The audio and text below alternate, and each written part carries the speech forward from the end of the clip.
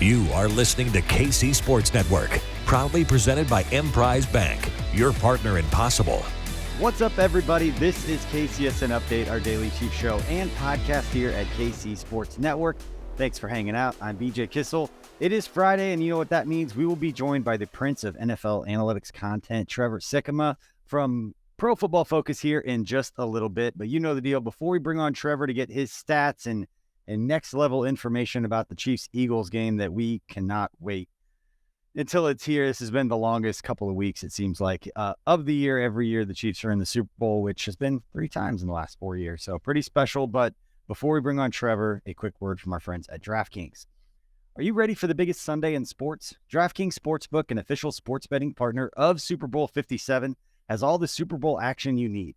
New customers can bet just $5 and get $200 in bonus bets instantly. Plus, all new customers can get in on the Super Bowl 57 excitement with DraftKings Happy Hours Super Boost. Check out the DraftKings Sportsbook app every day between 5 and 8 p.m. Central Standard Time to see what prop bet will be boosted. Chiefs are currently 1.5-point dogs to the Eagles on Sunday with an over-under of 51 points, but there are a lot of fun prop bets that you can get in on the action with. If you check out the episode from Monday, the KC Laboratory guys, they did a special episode just on the Super Bowl prop bets. A lot of good ones in there. You can check Tucker Franklin's social media because he is all over them. Make sure you download the DraftKings Sportsbook app and use code KCSN as new customers can bet $5 on Super Bowl 57 and get $200 in bonus bets instantly, only at DraftKings Sportsbook with code KCSN. Minimum age and eligibility restrictions apply. See the show notes for details. All right, let's welcome on Mr. Trevor Sikkema from Pro Football Focus. Trevor, last night, Patrick Mahomes won his second NFL MVP award. Not that anybody was surprised at this point, but I know when we talk every week, you bring us these next level stats, all this cool information.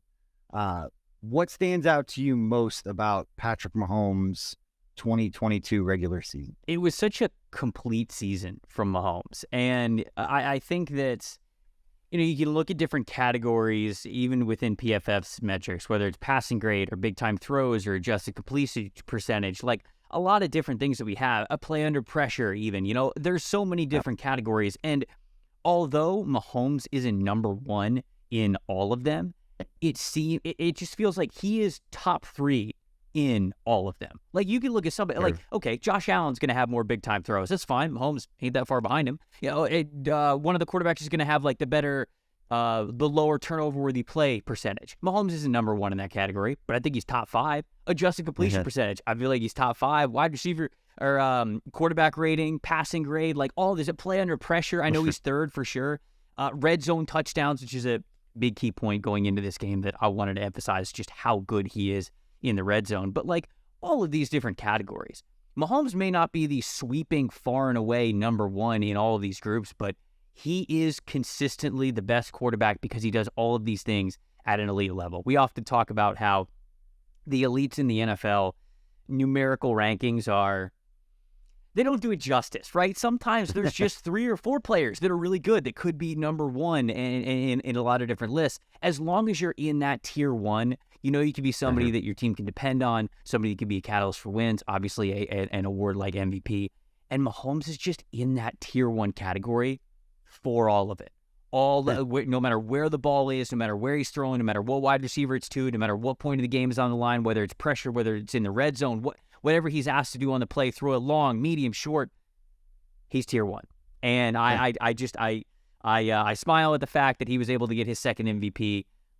Have a good feeling that it's not going to be his last, but a really good nod for an unbelievable year for him. Do any of the numbers of what he's done throughout the season, I know you're so good at contextualizing the matchups via stats with the information that you have. And you and I have talked about Mahomes' grades and some of the things that, at least locally amongst Chiefs fans, come out regarding PFF. And you and I have had a lot of discussion, not to get into that. But going into this matchup on Sunday against the Eagles, are there any numbers from Mahomes throughout the season that you think are especially important for Chiefs fans to be aware of? Whether it's from the Eagles' defensive side and what Mahomes is really good at, or vice versa? What statistical numbers kind of lead you to watching certain matchups ahead of this game? Yeah, I think the obvious one is the play under pressure. He's got the third highest PFF passing grade when he's been under pressure this year, and a lot of what everybody's going to talk about. Eagles defense is great all around, right? It's one of the best defenses in the NFL. That's why they're here in this final game. But people talk about the Eagles defense. The first thing that they'll bring up is the team pass rush. How good Hassan Reddick has been. How good Javon Hargrave has been. Brandon Graham's coming alive, right? The rotation of veteran defensive linemen that they have in the middle. So you know that they're going to throw all those things at the pocket. But Mahomes is just simply one of the best in the NFL at dealing with pressure. And so I think that's where it starts. But another just piece of information that I was able to find is the red zone touchdowns.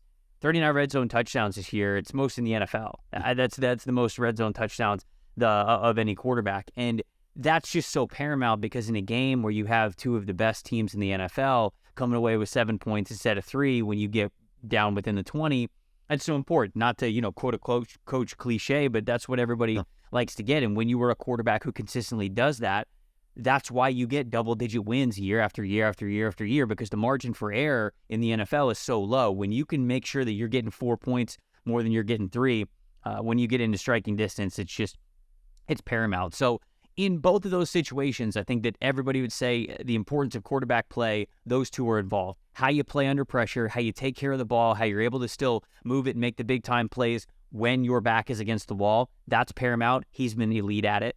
And then, of course, when he gets in the red zone, too, being able to operate in short, small spaces when everything's really compact. And he's been able to show that at a really high level. So the fact that he is the number one quarterback in the NFL when it comes to scoring touchdowns in the red zone, that, to me, has to continue in this final game if they're going to win in the end because of how good Philly is as a total team. I don't know if you have these numbers right in front of you, but and I've referenced it on a lot of other shows that we've done, is the numbers you talked about earlier in the year where Patrick Mahomes was like one of the top 5 most pressured quarterbacks in the NFL, but then his sack rate was near the bottom of just a way to contextualize. This guy gets away from pressure. He gets away from the pass rush as well as anybody, which I think is another kind of storyline going into this game that we've talked about, is that he's incredibly difficult to bring down. His creativity, the way that he manipulates the pocket, can extend plays, all those different things comes into play. And at a few different times over the last week, Trevor, I've been referencing the conversations that we've had throughout the year, particularly about a lot of it was in regards to the 2 tackles, Orlando Brown Jr. and Andrew Wiley giving up so many pressures, but yet Mahomes was still figuring out a way to get away from it, which I think would lend itself to being a storyline that would make sense for people to pay attention to going in against this pass rush. I'm looking up the second part of that, but he was pressured the second most times in the NFL. And where was his sack? Where is he sacked? He's low on this list.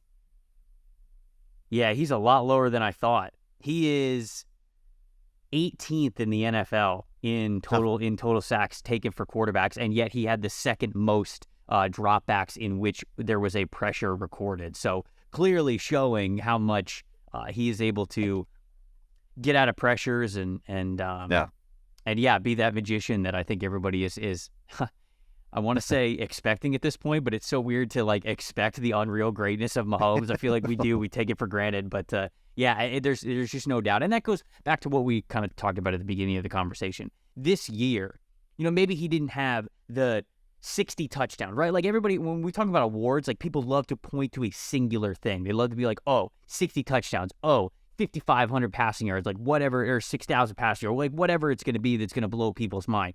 Mahomes, like I said, wasn't necessarily, he was number one in some categories, but he wasn't number one in all of them. It was just overall across the board. He was tier 1 in everything. And that's why you had to give it to him. And it's interesting when you peel back, there's so many stats and so many different things now, especially with what you guys are doing at PFF that you can keep track of, that it's not plausible for somebody to, as detailed as you're getting, to be number one in everything. But the one that stands out to me for people for words like MVP is he had 5,614 yards combined passing and rushing, which is the most in NFL history. In a year in which he lost somebody and lost what they thought was going to be the explosive nature of Tyreek Hill covering for him. Whereas you and I have talked about, for me, it wasn't that he wouldn't be as explosive. It was that it was going to take a lot more out of him because they don't have the ability to throw a quick pass to Tyreek and it turns into 15 yards because there's so much cushion given where they can't pick up those there's a lot more easy yards. Everything was going to be more difficult in that kind of way. You couldn't just, again, pitch it out and get some cheap, easy yards without a lot of stress. But the fact that he was able to have the most yards for a quarterback ever in a season that some people thought it was going to be a little bit of a stretch, and he had a lot of new faces. I mean, that's getting to get to the coaching with guys like Juju Smith-Schuster and MVS. Oh, yeah. And one of the guys that we're about to talk about right now in Kadarius Toney and what he's been able to do, even in a short spurt, as you look at, this is why Kadarius Toney was brought in for specific matchups in a playoff game to make a handful of plays. And I know as a Gator person, I don't have to tell you a whole lot about how special he could be, but his health was a low-key big storyline for me going into this one. I know you want to talk a little bit about Kadarius Toney here. Yeah, this is my second point, my second matchup. I think Mahomes has to be the first one just because I know it's kind of the low-hanging fruit that everybody talks about, but he is the ultimate X factor in this game. He will be the difference maker of why the Chiefs win. But the second X factor, which goes along with it, is what kind of production are they going to get out of Kadarius Toney? And I think that it's going to be a lot. Right, the reports what were the reports that came out? What was the quote? That he's running like wild in practice or something. I don't remember what the quote was, but I mean, it got me fired up because as somebody who graduated from the University of Florida, I saw every snap that Kadarius Toney took, and I'm screaming for this guy to get the ball for years, even before he was a focal point in that final year that he was at Florida. He just moves different, man. I mean, people talk about it all the time. It's like the ligaments in his body are like Gumby or something. Like it's just the way that he's able to stop on a dime and change direction, it will put any defender in a tough place because you just don't expect a human being, to be able to do that because you've never really seen it on many people before. But when it comes to statistics, the reason why Kadarius Toney is such an X factor in this game is not because of the what if, but it's because of what's already been done. I think in just this playoffs alone, he hasn't played a ton, right, because of injury. He's only played 15 receiving snaps. He's only got 45 receiving yards total in this postseason. But he has a 53.3% wide receiver usage, which means he is getting that's basically a easy math equation to say how often are you getting targeted per route that you are running. So if there's a passing play and you are going out and you are running a route, what's the percentage in which you are targeted? If you are slightly over 30%, for somebody who's normally in the offense, if you are slightly over 30%, that's a lot. Like Travis Kelce is 30, 31, 32% most games.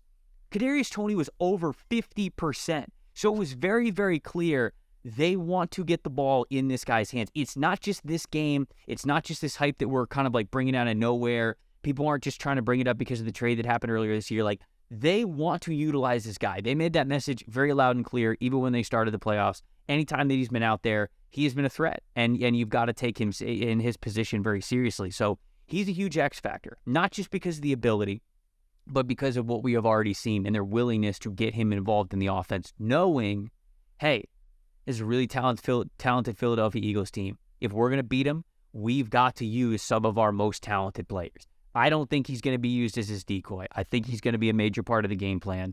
And I think the numbers have already stated that.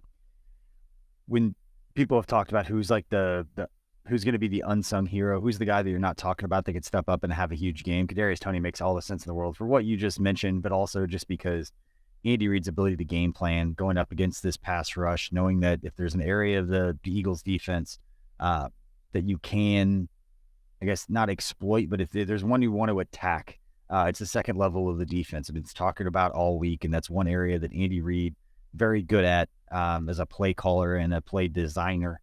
He'll window dress an inside zone as well as anybody in the league, right, to try and create some confusion along that second level of the defense. And so Kadarius Toney makes all the sense in the world. Love those numbers. Let's move on and talk a little bit about the other side of the ball here with the Eagles' run game against the Chiefs' defense, Trevor.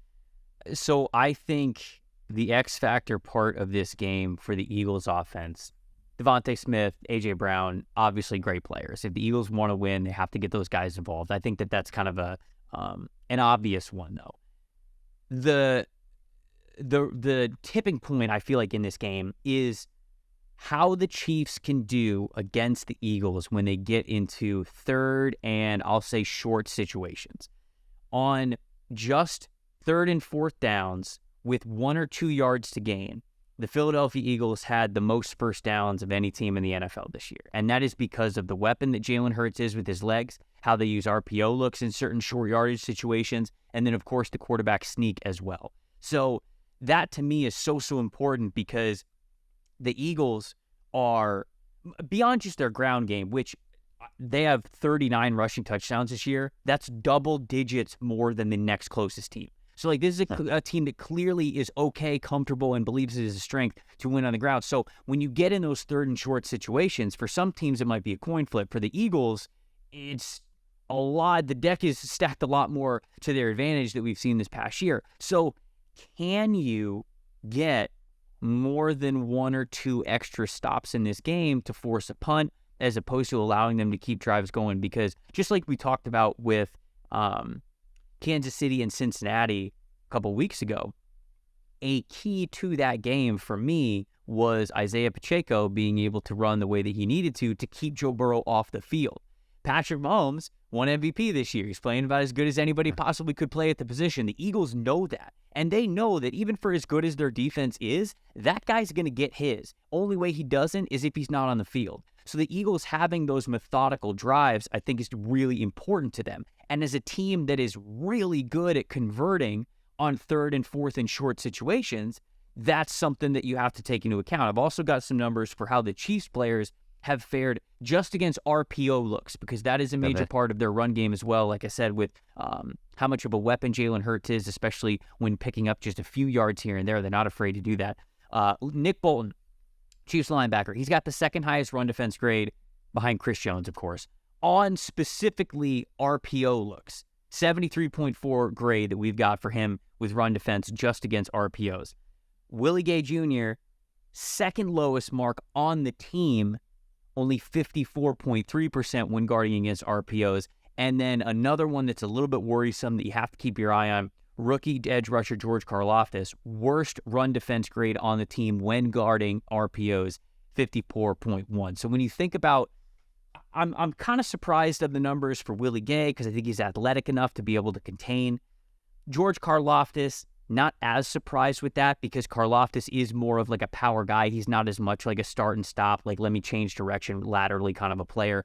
So it would make sense if in an RPO, if they're trying to make him the key man and they're putting him in a tough decision. Do I crash on the running back? Do I stay with the quarterback? And even if he does stay with the quarterback, if he pulls it, does he have the athleticism and the change of direction to be able to keep up with it? But that's something to monitor. I think those two linebackers there, Willie Gay and Nick Bolton, they're obviously paramount for how you contain RPO looks, but also it's those edge rushers too, the ones that they put in pressure situations, the one that they're trying to key in on. And George Karlaftis, I think the Eagles are going to see that, and they're going to know that Karlaftis is not the best defender when it comes to those RPO looks. So they're more often than not going to leave him as that conflict player and make him make a decision for those RPOs. And again, is that enough for them to pick up that 3rd and 2, that 3rd and 1, that 4th and 1, whatever it ends up being? So those are the numbers that beyond just saying, oh, the Eagles are great at running the ball because they're great at running the ball. Those specific situations in a game of two really great teams, I think might tell the tale of who ends up ending the game with the most points. And it could determine some of the snap counts on early downs and those downs where you could cause the conflict. Because I immediately thought, well, Chris Jones isn't going to be playing off the edge unless it's an obvious passing situation. Because we saw last year in 2021 that was the one area that Chris kind of struggled when they put him on the edge, is when they would do some of those types of horizontal kind of lateral agility type plays. Who is really good, like a Carlos Dunlap? Like, where does he sit with some of those RPO numbers? Because again, if you're talking early down personnel for the Chiefs, if that's going to be something that they try and target with Karlaftis, who else do the Chiefs have that they could run out there and just kind of maybe switch up the amount of snaps played for these guys because of that? Let's see. Okay, I'm filtering for the team now, so give me a second. Because it's interesting stuff with the RPOs. That's a great point to bring up on. You've got to have some lateral agility. And Carlos Dunlap is 4th highest on the team at a 71.9 grade, which is good. And this is regular season and playoffs combined. And he is the number 1 graded edge rusher that we have, because we obviously list Chris Jones as an interior defensive lineman. But Right. He is the highest graded edge rusher in that category on run defense for RPOs. So yeah, even if it's not a pure athleticism standpoint, Carlos Dunlap's athletic, don't get me wrong, but he's so long that he could slow it down just by reaching and diving and extending the play a little bit. But that's interesting to know. Do you have the numbers readily available on the percentage of run plays or the percentage of RPOs that are ran by the Eagles? Let me look. I know I think hey, can you look this up for me? Hey, it is decently fast. Hold on. I can do, let's see, regular season. I can see total attempts. So okay, the Eagles ran RPO looks 6th most in the NFL, but had the number 1 EPA per play average on those RPO plays. Who was ranked above them? Who did it more? We have the Giants, the Cardinals, the Packers. Oh, the Chiefs are in here. And then the Panthers. So then here you go. Okay. So the Chiefs played the Card. I mean, obviously it was way back in week 1, but I'm trying to think of who the Chiefs have played that has a similar type look. It makes sense for the Cardinals. Yeah. There you go. Is to go back and find, although or at least a stretch to say it makes sense that the Eagles would be significantly better at it with Jalen Hurts than what we saw. Even with an athletic, not to make this about Kyler Murray or what the Cardinals were this year, but I would give him a blueprint. At least they've gone through it. And I know that Steve Spagnuolo, when he, I think he was on media night, the handful of bits of real information that came from the zoo that is NFL media, Super Bowl media night. Go ahead. I was just going to say, I'm looking at how the Cardinals actually fared on those RPO looks, and they were 19th in the NFL in the regular season at EPA per rush. And what was their grade? What did we give them? They were have all this stuff. 21st in rushing grade for that. So, yes, they did have more RPO attempts than the Philadelphia Eagles, but not anywhere close to as effective. So, I saw that actually, guy that I don't know your thoughts on it, but Urban Meyer, Steve Spagnuolo came out and said this week that he had spoken with Urban Meyer as being one of the coaches that has defended the RPO and is kind of a thought leader in that space. And that Steve Spagnuolo called a lot of different people about ways to defend it and different ways to do things, which is not surprising. Anybody's listening, this is not surprising. These defensive coordinators call and talk to people all the time. And I knew this years ago because there was so much animosity towards Bob Sutton back before Steve Spagnuolo was the Chiefs defensive coordinator about the way that he would do defense. It was very complex, did a lot of different things, and kind of the bend but don't break. And the Chiefs are always like top 10 in points, but like bottom 3 in yards given up. Bottom 3 depending on how they gave up a lot of yards, not a lot of points. But Bob Sutton was one of the defensive people around the league that other defensive coordinators would call and like ask questions of. And I know just from talking with all the other coaches, like, hey, he's a leader in this space that everyone's calling. And then when you listen to local media, it's like, we got to fire this guy. He doesn't know what he's doing. It's like everybody around the league is calling this guy to get insight. Like, it's just the dichotomy between the two different things. But Trevor, we're going to take a quick break and we come back. I'm going to get your prediction for this game between the Chiefs and Eagles. Again, hanging out with Pro Football Focus's Trevor Sikkema. We'll be back right after this. Welcome back to KCSN Update. We're hanging out with Pro Football Focus's Trevor Sikkema, who gave us some great numbers, obviously, on MVP, two-time MVP, Patrick Mahomes, one of only 2 quarterbacks in NFL history, with Brett Favre and then Jim Brown, running back for the Browns, that had 2 MVPs before they were 28 years old. Got some great numbers on that. Kadarius, Toney, wide receiver usage, and then the Eagles run game, the RPO, some good stuff there. All right, Trevor, now it's time. Who is going to win this game between the Chiefs and the Eagles? And a little clarifier, last week when we did this, I'm pretty sure everyone picked the Bengals. I picked the Bengals. You weren't the only 2 weeks one. ago, so I did. At least you lived in Cincinnati. You had some sort of a connection. Chiefs fans will not let Nate Taylor forget about it. From Kansas City, beat writer for The Athletic, covering the Chiefs. Sure. Not going to let him forget that one for a while. But in his defense, we do that video on Tuesdays. It was real early in the week when we did it, and he wasn't sure about Mahomes' ankle and the spin at practice and all the things that we saw. Right. It's funny when you brought up Kadarius Toney earlier about how he's feeling. I'm like, we analyzed the pictures of Kadarius Toney and his ankle and how much tape there was on it at the practice photos that they sent out from the team down in Arizona. I was like, we have a lot of practice at zooming in on ankles. Right. Practice yeah, to do some next level analysis to move this line in Vegas every time, somebody looks good in a 10-second clip. But anyway, yes. Who's going to win this game on Sunday, Trevor? I got to say, as somebody who does not have a dog in this fight, I'm so happy that this is a Super Bowl. There are paths to victory for both teams playing through their strengths. Things that we have seen the entire season that were not just good, not just great, but championship worthy. I think both of these teams have players, have leaders, have coaching staffs that are championship worthy.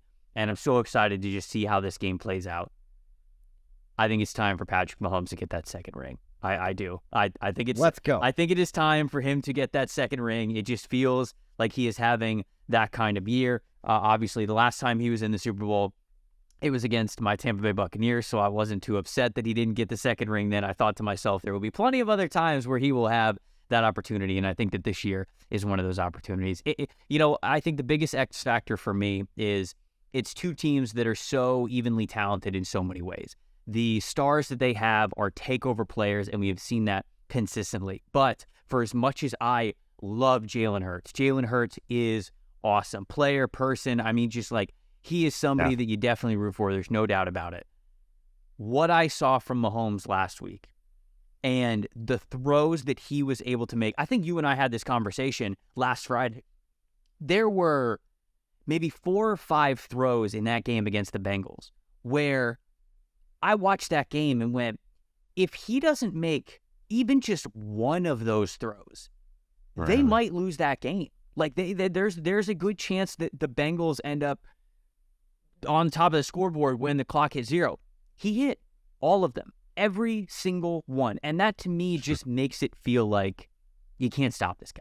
Like this is the guy worth betting on. This is the best player in the NFL this year. This is the MVP. And when you play at the level that he is, at the position that he plays at, it's so hard to bet against it. I understand why people like the Eagles in this game. I'm still a little shocked that the Eagles are favored. I really am. Like I think that the Chiefs, and it's only it's only a 1.5, and it's a neutral site game. So like it's basically it's a coin flip of a pick anyways. But I'm picking Kansas City. I think it's time. Chris Jones has been playing at an unbelievable level, has been all season, is taking it to a next level this postseason, finally taking those pressures and making them sacks. I think the rest of the defense is playing well together as well. We highlighted the rookies last week and how the rookies are playing. I still think that's a major X factor. How much the rookies for the Chiefs in the secondary can look at this game and not be afraid of the moment. That's going to be huge, because if those rookies in the secondary show up, if they do their job well enough, and they even just slow down the Eagles' offense, ultimately, I think that it's Patrick Mahomes' time to get that second ring. So I'm taking the Chiefs. I love to hear it. It makes sense to me because on paper, when you look at the Eagles, there's so many things that they do well, and they're very good in the trenches. And if you watch the game last week, I'm trying to make it make sense for people that aren't as close to it as I am. I'm obviously biased. But I can see on paper when you look at this team that the Chiefs aren't going to be able to do, from a defensive line standpoint, dominate the way they did against the Bengals in what was a very close football game. Right. And then you look at the Eagles' offense and how multiple they are and the different things they can do. And in areas that they are very good, the Chiefs have struggled at times. You talk about the second level of the defense, that depending upon Jalen Hurts' health and how many hits they want him to take with that shoulder, which has been a thing since he's come back. If he's completely healthy, I can see a scenario in which, the Chiefs offense has struggled at different times, defending the run and playing a quarterback that can scramble, like what we could see from Jalen Hurts and his ability to run the football. So on paper, I understand it. But Trevor, the more we get closer to the game and the more information that comes out, and the people that really dig into the Eagles' schedule, and I'm not one that's going to say the Eagles aren't good because they played a weak schedule. They played the schedule that they had. But when you look at, and there's a lot, I don't have them in front of me, but a lot of the numbers of Jalen Hurts' success rate was when the team was up, or a lot of their pass their pass rush, their pressures, their wins, their sacks, all that stuff.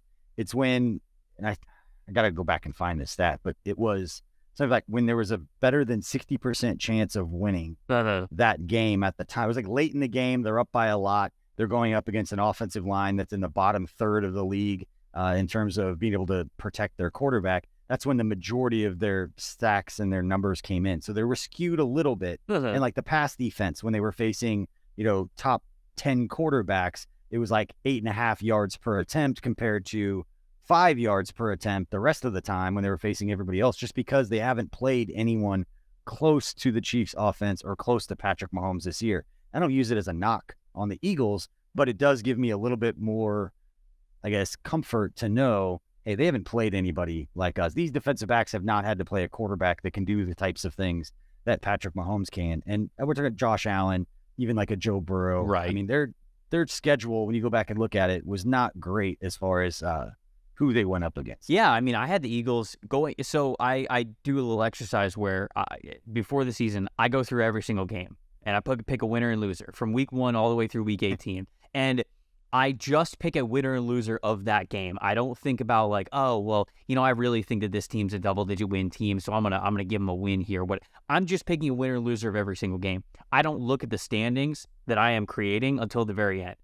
When I got done with that exercise, I had the Eagles at 13-4.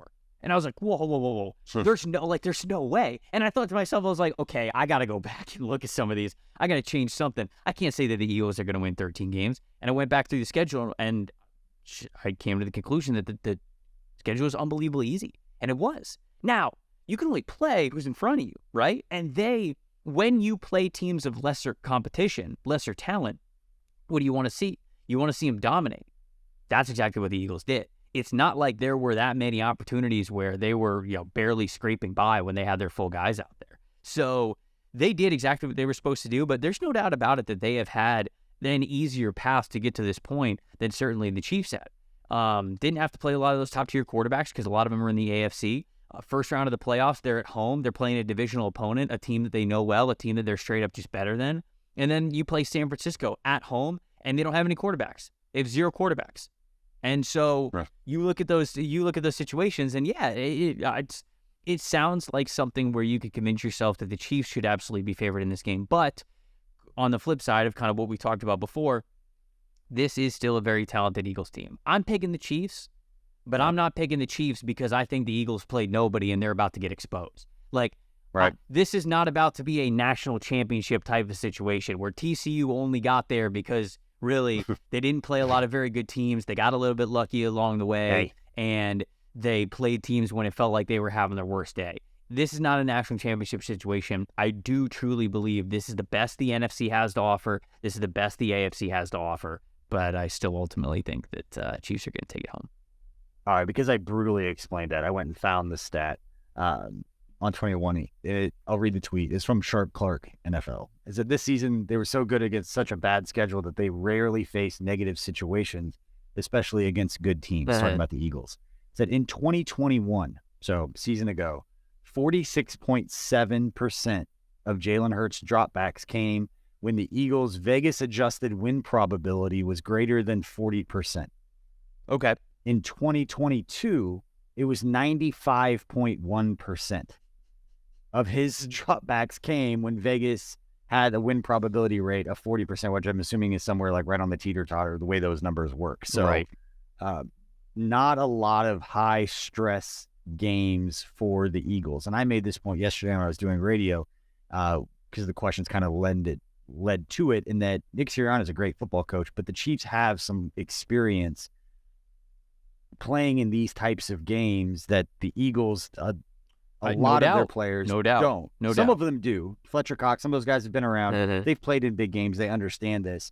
But from a decision-making, just everything that goes into a Super Bowl, if you're going to give an advantage to that, you're giving that advantage to Andy Reid and to a Chiefs team that has had to play so many big games and has a target on their back the entire season, playing a much more difficult schedule. Now, the schedule didn't end up being as difficult as we thought it was going to be when the schedules first came out. We're talking about one of the hardest schedules in NFL history because we didn't expect the Broncos, the Raiders, and I guess the Chargers were still pretty good, but expected all the rest of the division to be the best division in football. And then it basically turned into the NFC East being the best division in football. And those were the best teams that the Eagles played all year, were the Giants and the Cowboys. And so that's where a lot of the comfort for me as a longtime diehard Chiefs fan has come in about this game, is that they haven't really played anybody. And if Patrick Mahomes can do what we've talked about all season when we've done these shows, Trevor, extend the pocket a little bit. Those defensive backs are not used to having to cover guys for 4 or 5 seconds or having a quarterback go back across their body. And that's something you can't prepare for until you face it and see it, because very few can do that. Yeah, and I think that's certainly like the lights being its brightest will be a factor here. I think the 2 weeks off also is something that definitely goes into it. But, yeah, I don't want people to look at this Eagles team and think that it's completely green, right? Because Devontae Smith, national champion, right? Multinational champion, play with Alabama at the highest level. Like, he understands how to play in big games. Jason Kelsey, Jordan Mailata, Lane Johnson, Ndamukong Suh with Tampa, Fletcher Cox, Brandon Graham. Like, all those guys are Super Bowl winners. Like, they have been there. They understood it. I might have been missing a guy or two in that list, but they do have veterans in the room who I am sure have been leading everything this week, where it's like, this is different. This is the mindset you got to have. But to your point, you never know how you're going to play, how you're going to react to getting punched in the mouth, if you will, for the first time, out of that ring, out on that field, until you do it. And we know what the Chiefs are like when they get hit in the mouth. Yeah. They bounce back. They play as good as you can. Their stars are very comfortable in that situation. Will the Eagles be? And I think that'll be a massive test, and that's what's going to make this Sunday a lot of fun. I can't get here soon enough, Trevor. We're hanging out again with Trevor Sikkema from Pro Football Focus. You can find him on It's Just Football, his daily show with Mike Renner over there at PFF. Make sure you follow him on social media. We appreciate everybody for hanging out on this episode of KCSN Update. Don't worry, you're still just listening to this to try and bide some time before the game. We'll have more shows getting you ready for Chiefs and Eagles at Super Bowl 57. And we have got a fantastic show that I am very excited for everybody to check out later tonight. The latest one-on-one with Mike DeVito and Jeff Allen is a special segment that is going to be announcing a new show and a new person helping us out here at KC Sports Network each week as we go into the offseason. So make sure to check that out. You will see it, I promise, on social media later today as we're recording this on Friday morning. But appreciate you, Chiefs Kingdom. Have a great couple of days getting ready for Super Bowl 57. We appreciate you for hanging out. Hit that like and subscribe and follow. We'll see you next time.